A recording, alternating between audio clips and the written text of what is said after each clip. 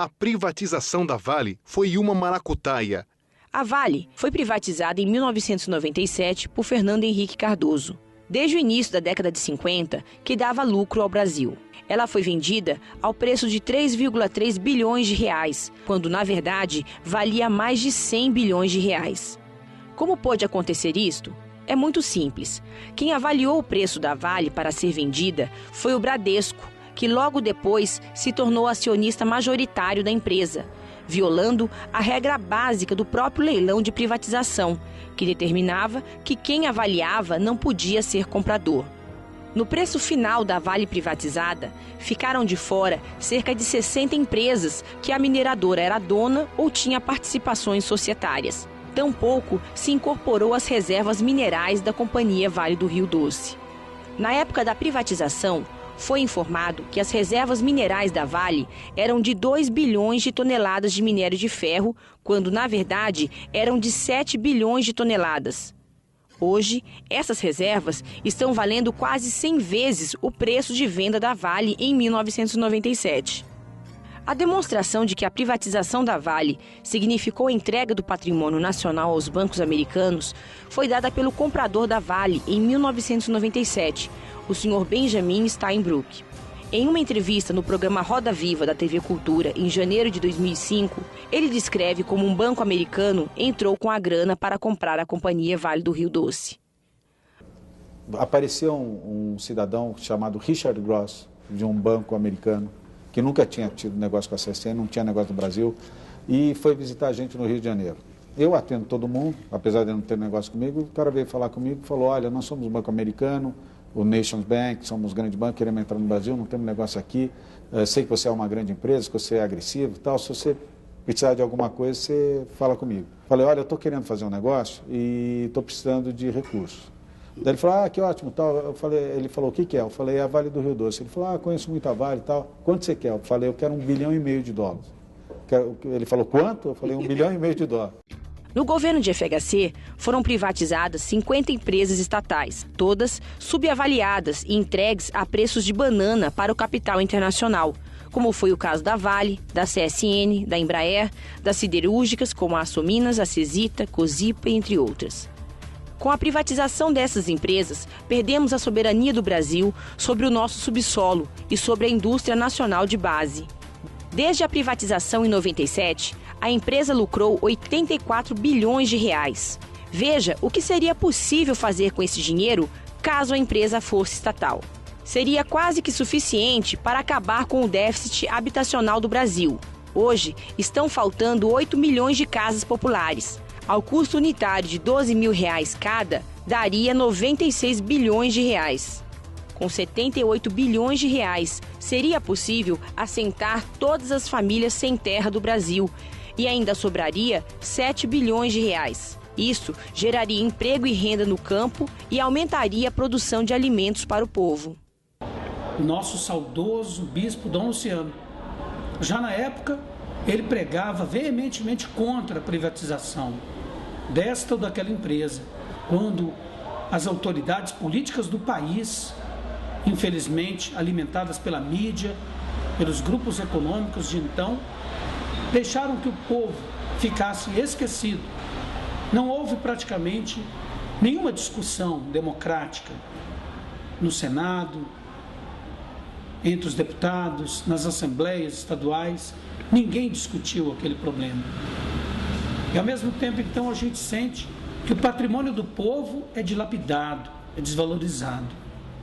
Já que a Vale é nossa, no sentido de patrimônio de todos, é preciso que também seja válido o trabalho para todos. Vale o trabalho, vale o emprego. Governo Lula pode reestatizar a empresa. O governo Lula é um dos principais acionistas da Vale. Apesar de ter todo este poder na empresa, até agora está fazendo vista grossa, como se não estivesse vendo os ataques aos direitos dos trabalhadores e dos municípios. Chega até o absurdo de emprestar dinheiro do BNDES, como o aporte de 7 bilhões de reais à Vale, feito em abril de 2008. A Vale teve a cara de pau de usar este dinheiro para demitir trabalhadores.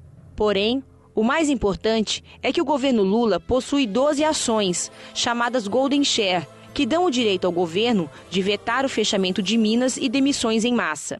O grupo União e Luta, composto pelos dois sindicatos, Metabase de Itabira e Metabase Congonhas, exigem de Lula que exerça seu poder de veto e impeça as demissões em massa.